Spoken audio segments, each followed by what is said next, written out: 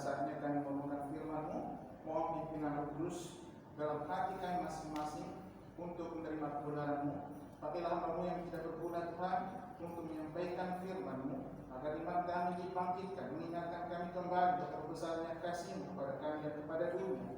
Engkau Allah yang tak kelihatan, Allah yang tidak dapat pernah dilihat oleh seorang pun, telah menjelma menjadi manusia. Terima kasih Tuhan, pimpin kami semuanya, lindungi kami, lindungi juga tempat ini, parkiran di bawah-Mu. Kami serahkan waktu ini, kiranya kami pergunakan sebaik-baiknya untuk merenungkan firman Tuhan. Ampuni kami dalam nama Tuhan Yesus. Amin.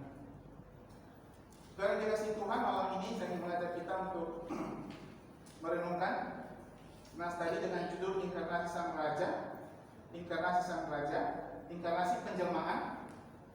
Dan ini inkarnasi pilihan Allah. Allah memilih untuk berinkarnasi. Allah memilih untuk menjelma menjadi manusia. Dan penjelmaan atau inkarnasi inilah sebuah keajaiban yang Allah lakukan. Keajaiban besar dan bahkan keajaiban terbesar yang Allah lakukan dalam sejarah peradaban manusia.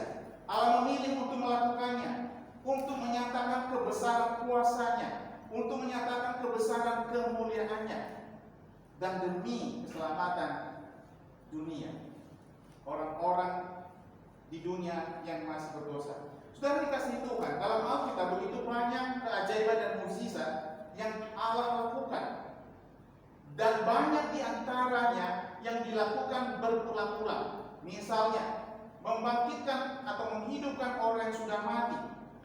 Kita melihat Nabi Elia menghidupkan anak perempuan janda di Sarfat di 1 Raja-Raja pasal 17. Kemudian dalam perjalanan pelayanannya Tuhan Yesus berkali-kali menghidupkan orang yang sudah mati. Salah satu yang terkenal adalah dibangkitkannya Lazarus dari kematian. Artinya bukan hanya itu kisah, dan bahkan di 2 Raja-Raja 3 pun kita melihat murid Nabi Elia adalah Nabi Elisa juga membangkitkan anak perempuan di Sunam itu. Kemudian Tuhan Yesus sendiri melakukan keajaiban ketika memberi makan 5.000 orang. Itu terdaftar di ketiga Injil, Matius, Markus, dan juga Lukas. Demikian juga memberi makan 4.000 orang. Itu keajaiban yang terulang-ulang, berapa kali terulang. Mengusir roh jahat dari orang-orang dirasuki pada masanya. Tuhan Yesus melakukan banyak keajaiban yang luar biasa. Dan satu lagi, keselamatan jiwa-jiwa yang percaya Tuhan Yesus Kristus adalah sebuah keajaiban kasih karunia Allah. Amin. Tetapi keajaiban inkarnasi hanya terjadi satu kali saja. Hanya terjadi satu kali saja dalam sejarah dunia ini, dan tidak terulang. Allah memilih melakukan itu.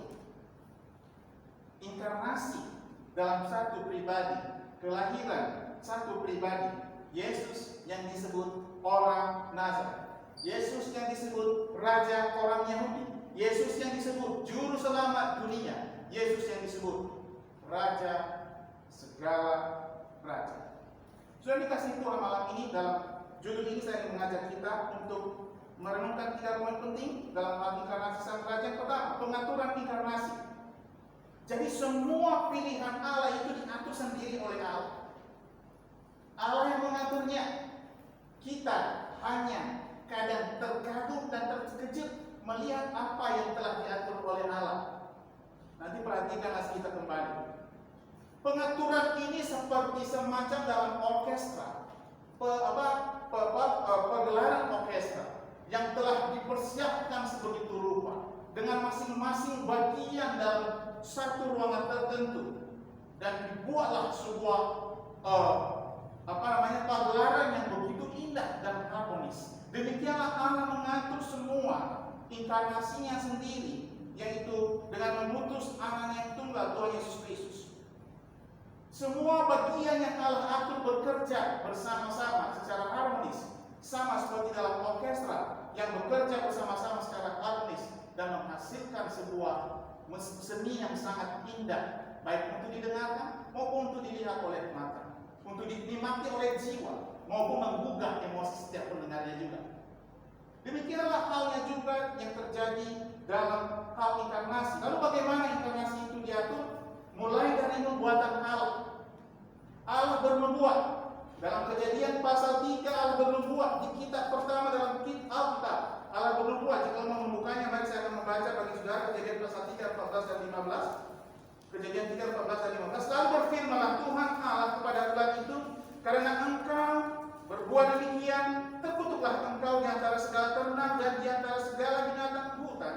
Dengan perutmu lah engkau akan menjalar, dan debu tanahlah akan engkau makan seumur hidupmu. Aku akan mengadakan permusuhan antara engkau dan perempuan ini, antara keturunanmu dan keturunannya. Keturunannya akan meremukkan kepalamu, dan engkau akan meremukkan tumitnya. Ini pengaturan nubuatan Allah sejak di Taman Eden. Manusia jatuh ke dalam dosa, tapi Allah mengumumkan suatu berkat rencana penjelmaan Allah sendiri menjadi manusia, Yesus Kristus. Dari keturunan perempuan, the seed of woman, seed, bibit yang hidup. Kemudian dalam Yohanes pasal 7:42, Injil Yohanes mencatat bahwa Kristus Yesus sesuai dengan nubuatan, ia datang dari keturunan Daud. Yohanes pasal 7 ayat 42. Yang 42, karena kitab suci, ingat, karena kitab suci berhubungan dengan perjanjian lama, nubuatan-nubuatan perjanjian lama mengatakan bahwa Mesias berasal dari keturunan Daud dan dari kampung Bethlehem, tempat Daud dahulu tinggal. Ini sangat detail, sangat rinci, tempatnya, keturunannya, dan namanya disebut. Allah mengatur inkarnasi itu dengan detail dan dengan tepat. Dan itu masalah kerajaannya, ini masalah keturunan kemanusiaannya. Kita melihat masalah kehidupannya dan hidupnya. Dia kita sebutkan inkarnasi sang raja, tapi mari lihat Yesaya pasal 53 ayat 3. Yesaya 53 ayat 3, firman Tuhan berkata, ia dihina dan dihindari orang. Ini kesengsaraannya, seorang yang penuh kesengsaraan dan yang biasa menderita kesakitan. Ia sangat dihina. Tadi kalau dikatakan ia dihina, sekarang ia sangat dihina, sehingga orang menutup mukanya terhadap dia, dan bagi kita pun dia tidak masuk itu. Yesus Kristus telah dinubuatkan, mengenai penderitaannya pun telah dinubuatkan. Itulah pengaturan sang Allah. Yesus disebut Allah yang perkasa dalam Yesaya pasal 9 ayat 5. Allah yang perkasa, keperkasaannya dia tunjukkan dalam kehidupannya, dan dia adalah apa? Bapa yang kekal, karena tidak berawal dan tidak berakhir.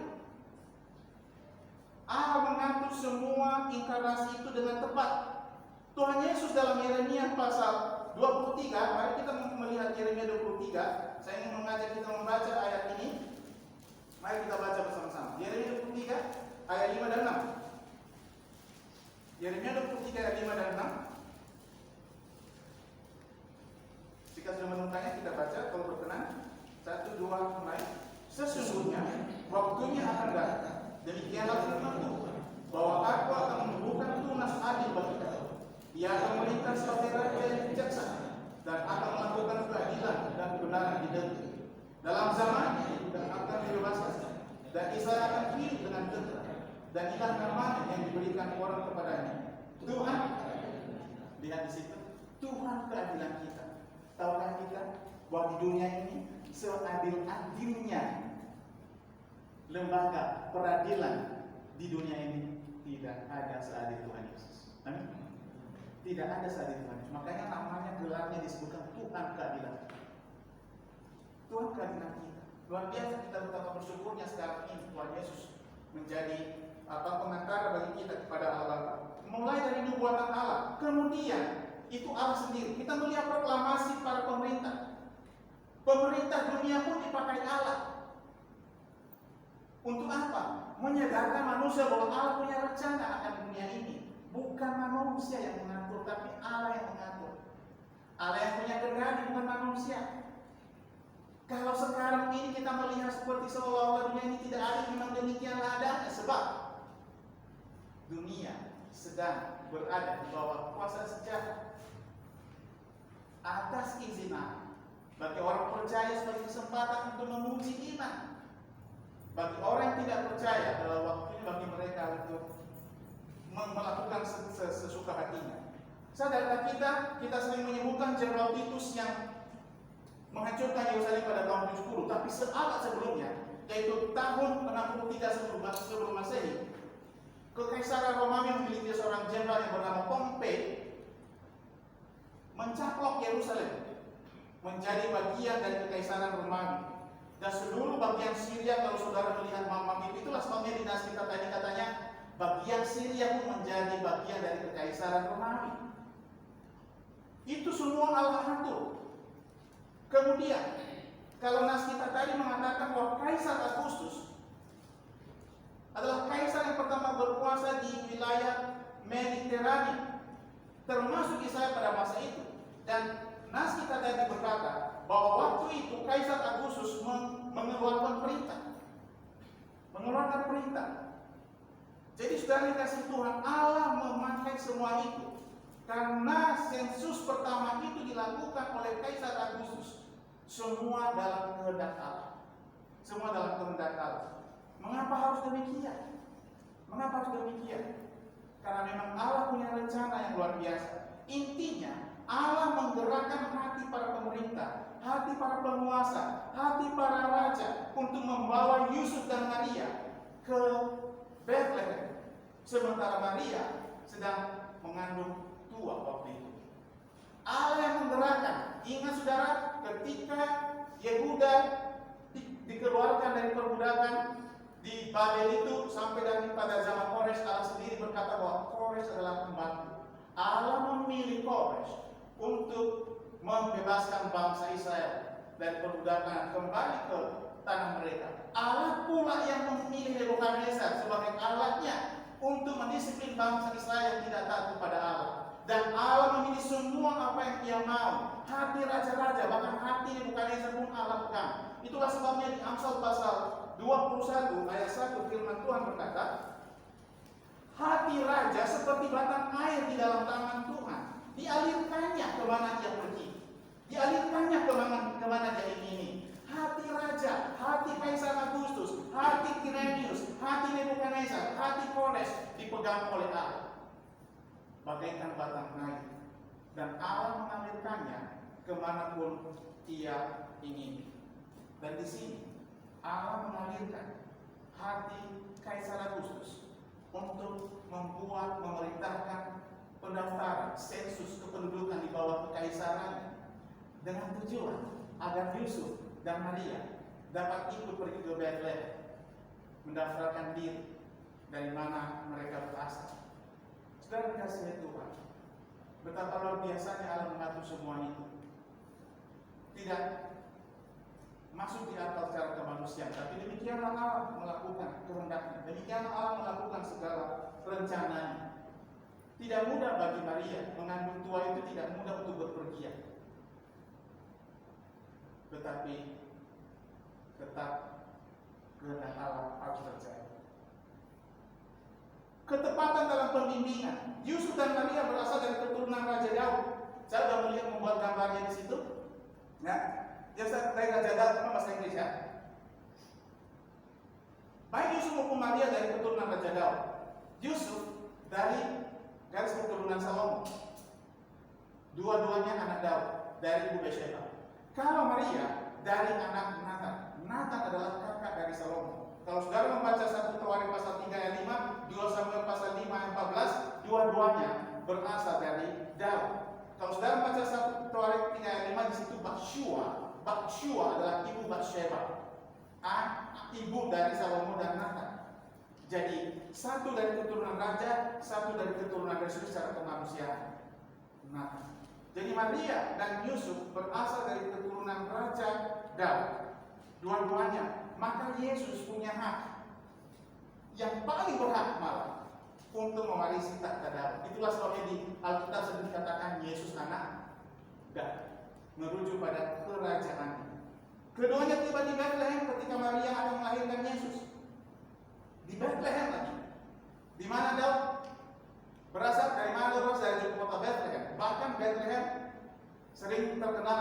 kota Daud. Kota Daud. Ya, kota Daud. Bethlehem artinya apa? Rumah roti. Dan Raja Israel yang akan memerintah berasal dari Bethlehem, sama seperti Raja Daud. Dan firman Tuhan mengajarkan kepada kita tentang hal ini, ya, bahwa di dalam kitab Nabi Mika pun Allah telah berkata di pasal 5 ayat 2, sebab itu ia akan membiarkan mereka sampai waktu perempuan yang akan melahirkan telah melahirkan, lalu selebihnya dari saudara-saudaranya akan kembali kepada orang Israel. Sudah dikasih Tuhan membuatkan semuanya ini supaya rencananya tercapai. Yesus adalah roti hidup dari rumah roti. Di Yohanes pasal 6 ayat 35, Tuhan Yesus katakan tentang dirinya sendiri. Ia lahir di rumah roti dan ia adalah roti hidup itu sendiri. Kata Yesus kepada mereka, akulah roti hidup. Barang siapa datang kepadaku, ia tidak akan lapar lagi. Dan barang siapa percaya kepadaku, ia tidak akan haus lagi. Luar biasa. Kita patut bersyukur kita punya Sang Raja sebagai roti hidup yang datang kepadanya, yang makan dengan percaya kepada Dia, tidak akan lapar lagi. Amin. Tidak akan lapar lagi. Tuhan Yesus memimpin langkah Yusuf dalam segala kehidupannya, karena Yusuf hidup berkenan kepada Allah.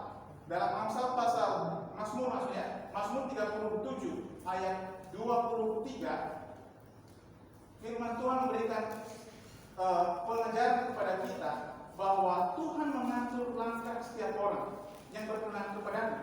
Tuhan menetapkan langkah-langkah orang yang berkenan kepadanya. Tuhan menetapkan di situ, mengatur, mengarahkan, membimbing. Saudara, kalau kita berkenan kepada Tuhan dengan hidup tulus di hadapan Tuhan, kalau kita berkenan kepada Tuhan dengan hidup tulus di hadapan Tuhan, dikatakan Tuhan menetapkan langkah-langkahnya. Tuhan yang menetapkan langkah Yusuf. Tuhan menetapkan langkah Yusuf. Itu yang pertama. Yang kedua, ketaatan dalam inkarnasi. Tadi yang pertama adalah pengaturannya. Ketaatan dalam inkarnasi. Allah telah berfirman bahwa Dia akan datang, akan mengutus anaknya. Nah, Allah telah berjanji untuk melawat, mengunjungi umatnya. Dan Allah telah berjanji untuk memutus tadi, seperti yang di kejadian tadi. Di sini Allah memerlukan hamba yang taat untuk melakukan pekerjaannya. Dan Yesus Kristus dalam keadaannya sebagai manusia, ingat, dalam keadaannya sebagai manusia, Ia taat pada kehendak Allah Bapa. Ia taat pada kehendak Allah Bapa. Kita sering sekali membuka dan membaca surat Filipi pasal 2 ayat 5 dan 7 sampai 7 maksud saya. Hendaklah kamu dalam hidupmu bersama menaruh pikiran dan perasaan yang terdapat juga dalam Kristus Yesus. Hidupmu bersama, ini Tuhan percaya.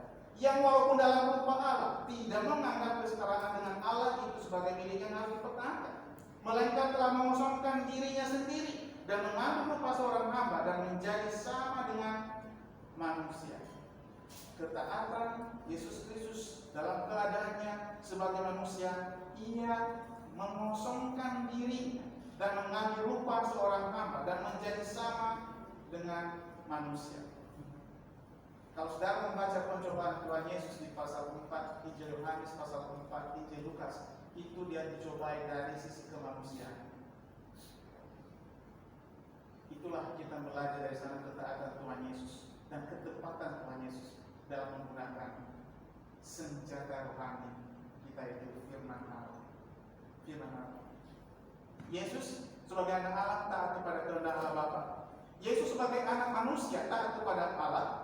Di Yohanes pasal 8 ayat 28 sampai 29. Injil Yohanes pasal 8 ayat 28 sampai 29. Maka kata Yesus, apabila kamu telah meninggikan anak manusia, barulah kamu tahu bahwa akulah Dia. Lihat itu, apabila kamu meninggikan anak manusia, barulah kamu tahu bahwa akulah Dia, dan bahwa aku tidak berbuat apa-apa dari diriku sendiri. Ini pernyataannya sebagai manusia, tetapi aku berbicara tentang hal-hal sebagaimana diajarkan Bapa kepada 29. Dan Ia yang telah mengutus aku, Allah Bapa yang telah mengutus Yesus Kristus, menyertai aku. Ia tidak membiarkan aku sendiri, sebab aku senantiasa berbuat apa yang berkenan kepadanya.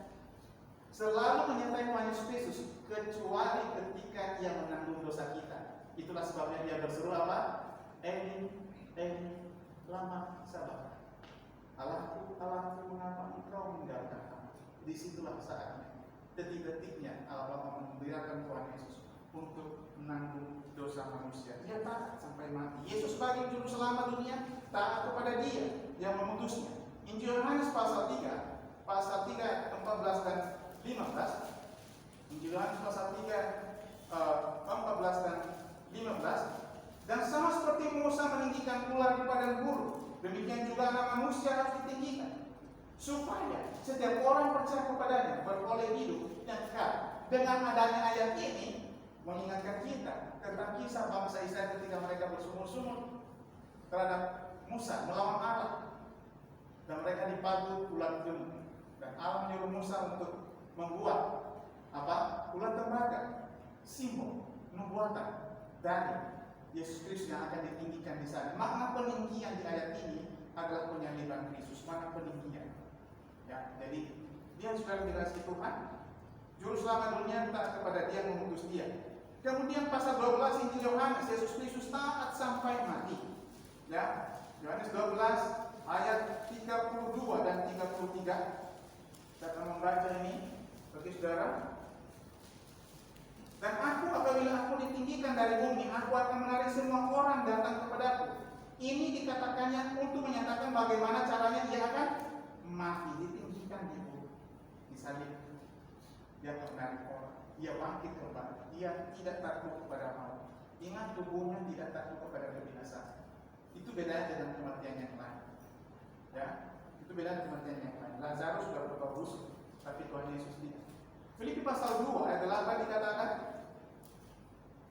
dan dalam keadaannya sebagai manusia, Ia telah merendahkan dirinya. Ingat, dalam keadaannya sebagai manusia, Ia telah merendahkan dirinya, dan taat sampai mati, bahkan sampai mati di kayu salib. Sudah kasih Tuhan. Demikianlah Allah mengatur ketaatan dalam inkarnasi ini. Tuhan Yesus sendiri sebagai anak Allah, sebagai hamba Allah, sebagai juru selamat, Dia taat kepada Allah. Yesus sebagai korban taat kepada Allah.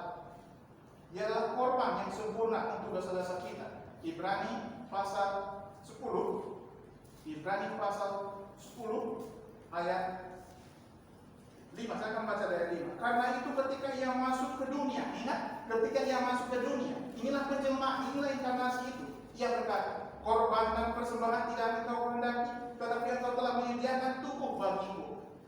Kepada korban bakaran dan korban penghapus dosa engkau tidak berkenan. Lalu aku berkata, sungguh, aku datang dalam gulungan kita. Ada tertulis tentang aku. Untuk apa? Melakukan kehendakmu, ya Allah. Inilah perkataan Tuhan Yesus dalam gulungan kita. Semua nubuatan, gulungan kita dinubuatkan semua tentang Tuhan Yesus Kristus.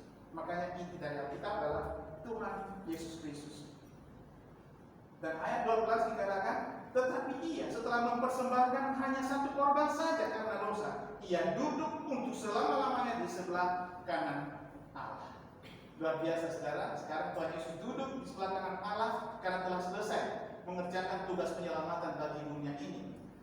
Ketika Tuhan Yesus berdiri, ada dua fungsinya: menyambut setiap orang yang mati karena namanya dan dalam namanya. Yang kedua, berdiri sebagai pembela bagi kita. Karena sampai saat ini pun iblis masih terus mendakwa kita di hadapan Allah.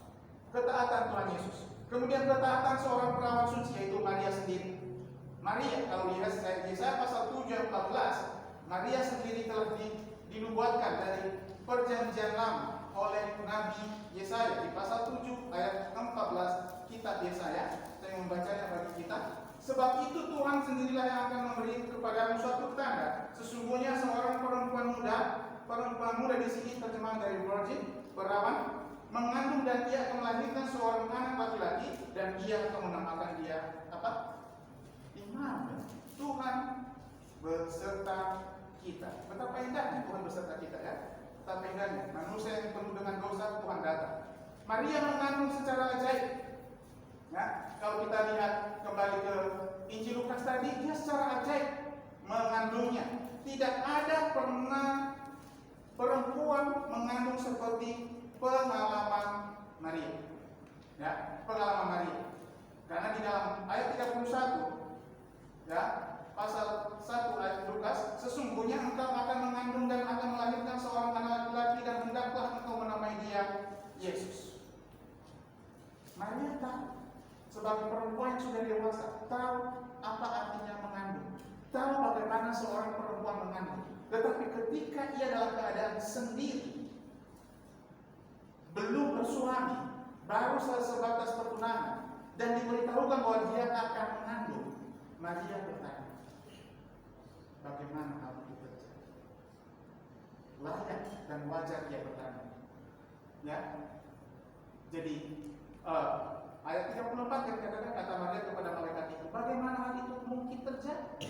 Karena aku belum bersuami. Wajar dia bertanya demikian. Ya, wajar dia bertanya demikian. Itulah sebabnya malaikat beritahukan kepadanya bahwa kuasa Allah yang akan menjadikan bayi itu dalam kandungan Maria. Ayat 35. Jawab malaikat itu kepadanya, Roh Kudus akan turun atasmu dan kuasa Allah yang Maha Tinggi akan menaungi engkau. Ketika Allah bekerja, semua yang tidak pernah terjadi, semua yang tidak pernah mungkin terjadi. Amin. Asal kita percaya. Dikatakan Roh Kudus akan turun atasmu dan kuasa Allah yang Maha Tinggi akan menaungi engkau. Sebab anak itu yang akan kau lahirkan itu akan disebut Kudus, anak Allah. Mengapa perlu Kudus, anak Allah dikhususkan? Telah dipisahkan anak Allah yang suci dari perawan yang suci. Anak Allah yang luar biasa, anak Allah yang Maha Tinggi, kuasa Allah yang bekerja dalam penciptaan. Tidak heran Tuhan berkata, jadilah maka semua jadi. Dan ketika hal ini terjadi kepada Maria, itu tidak berat bagi Allah untuk melakukannya. Maria menerima rencana Allah itu dengan hati yang gembira. Kata Maria ayat 38, sesungguhnya aku inilah hamba Tuhan. Inilah kerendahan hati Maria. Ya, dia mengakui ketidakberdayaannya. Jadilah padaku menurut perkataanmu itu. Kehendak Tuhan yang jadi. Kehendak Tuhan yang jadi. Alangkah indahnya kalau setiap orang yang percaya selalu menyerahkan segala rencananya dalam kehendak Tuhan. Lalu malaikat itu meninggalkan dia. Itu Maria. Dan sekarang kita melihat Yusuf. Yusuf di sini saya menyebutnya sebagai bejana yang lembut. Bejana yang lembut. Yusuf pun harus taat pada perintah Allah. Oh, Tuhan Yesus saja taat, apalagi Yusuf. Maria juga sudah taat, yang menerima semua perintah itu. Ya, jaga pertunangan, tetapi ingat pertunangan hukumnya sangat dalam di zaman itu. Sudah dipandang sebagai suami istri, hanya belum satu rumah. Maka pada zaman itu ketika Tuhan Yesus dalam pelayanannya, orang-orang Farisi sering bertanya, ada di Taurat sering bertanya, bolehkah orang menceraikan? Kata Tuhan Yesus, tidak boleh. Tunangan hanya boleh diceraikan oleh perzinahan. Itulah sebabnya di Matius pasal 19 Tuhan Yesus katakan tidak boleh diceraikan kecuali perzinahan. Yang dimaksud adalah pertunangan.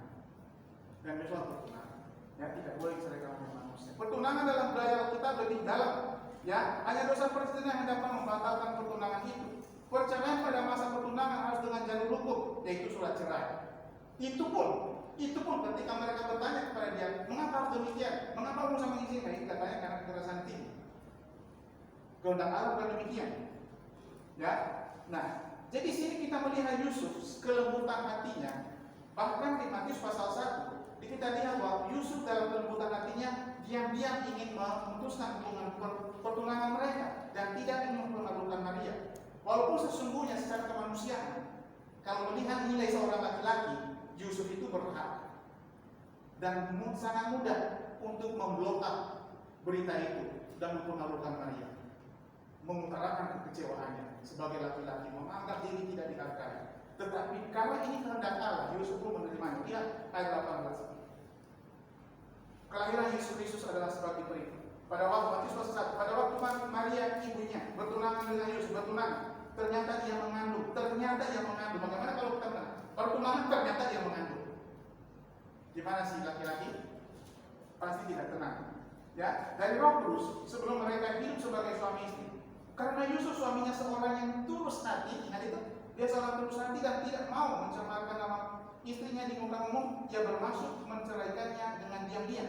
Tetapi ketika dia mempertimbangkan maksud itu, ingat itu, ketika orang berpikir-pikir, berencana dalam hatinya, Amsal pasal 16 ayat 9, manusia merencanakan masa terbaik, tapi Tuhan yang menentukan arah langkahnya. Ketika Yusuf masih mikir-mikir, Tuhan datang kepadanya. Ya, malaikat Tuhan nampak kepadanya dalam mimpi dan berkata, Yusuf, anak Daud, janganlah engkau takut mengambil Maria sebagai istrimu, sebab anak yang di dalam kandungannya adalah dari Roh Kudus. Ia akan melahirkan anak laki-laki, dan engkau akan menamakan dia Yesus, karena dia yang akan menyelamatkan umatnya dari dosa mereka. Itulah arti Yesus, juru selamat. Ya, juru selamat. Hal itu terjadi supaya genaplah yang difirmankan Tuhan oleh Nabi. Sesungguhnya anak darah itu akan mengandung dan melahirkan seorang anak laki-laki, dan mereka akan menamakan dia Immanuel, yang berarti Allah menyertai kita. Betapa indahnya hidup ini.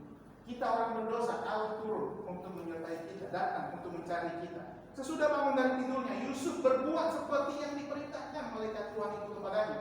Ia mengambil Maria sebagai istri.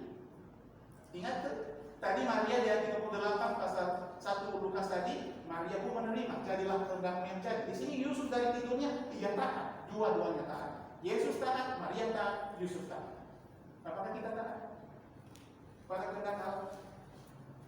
Ya, dia menaati perintah Allah. Itu yang kedua. Yang ketiga dan terakhir, hasil dari inkarnasi. Hasil dari inkarnasi dalam Lukas tadi dikatakan bahwa Allah turun ke dunia, Yesus Immanuel yang adalah Allah beserta kita. Allah beserta kita. Oh, betapa indahnya. Apalagi orang-orang sudah percaya Tuhan Yesus Kristus. Tubuhnya adalah baik Roh Kudus. Itu Allah beserta kita. Maka kita tidak perlu ragu, tidak perlu malu, tidak perlu malas untuk menyembah Tuhan, tidak perlu ragu untuk memuji Tuhan, tidak perlu malas untuk bersaksi kepada orang lain, karena Allah beserta kita. Kalau Allah beserta kita, maka kuasa Allah yang bekerja dalam diri kita, atas kita, dan melalui kita untuk melakukan pekerjaannya.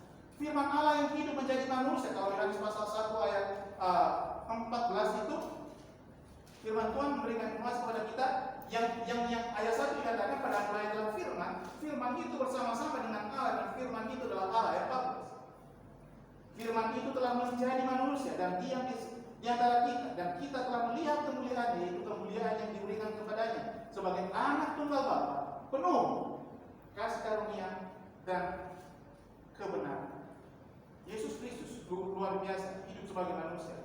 Rasul Yohanes pun dalam suratnya, ya, penulisnya Injil Yohanes dengan Rasul Yohanes itu sama orangnya, yaitu Rasul Yohanes sangat indah kalau menulis, melihat apa yang ditulis oleh Rasul Yohanes pasal 1 ayat 1, surat 1 Yohanes pasal 1 ayat 1. Apa yang telah ada sejak semula, yang telah kami dengar, yang telah kami lihat dengan mata kami, yang telah kami saksikan, yang telah kami raba dengan tangan kami, tentang firman hidup, itulah yang kami tuliskan kepada kami.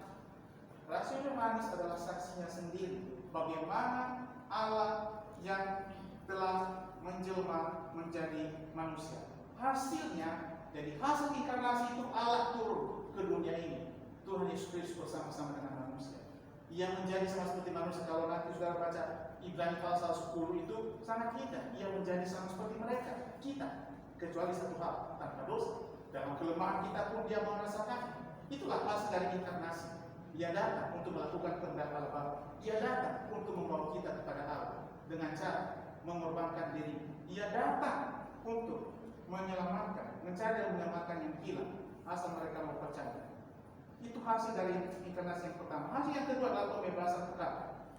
Yesus datang untuk mencari dan menyelamatkan yang hilang. Itu kata kunci dari ayat kunci dari Injil Lukas pasal 19 ayat 10. Ya, sebab anak manusia juga datang untuk mencari dan menyelamatkan, mencari.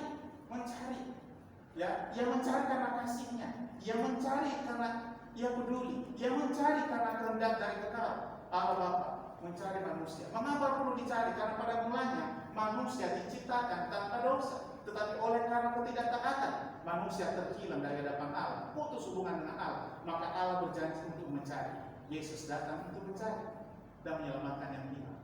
Betapa bersyukurnya kita, saudara. Kita telah dicari dan diselamatkan. Amin.